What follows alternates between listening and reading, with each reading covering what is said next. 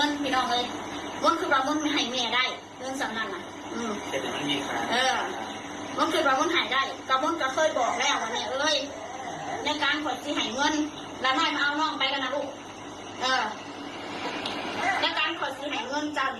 จ้าฟังข่อยด้วยแม่ข่อยนี่ของการทำสีหายท้าว่าข่อยนะท้าว่าข่อยนั้น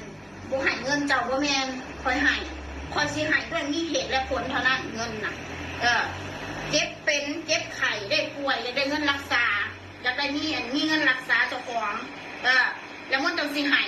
สิเป็นเงินหน่อยหรือเงินหลายหรือเงินสำหรับกับเงินของลูกก็หามาด้วย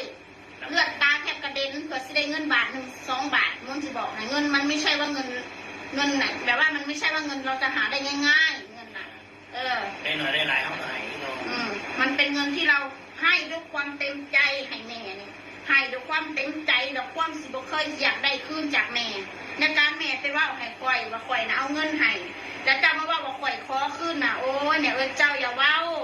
เจ้ารู้อยู่แก่ใจดีคือเจ้านะรู้อยู่แก่ใจดีเรื่องนี้นะ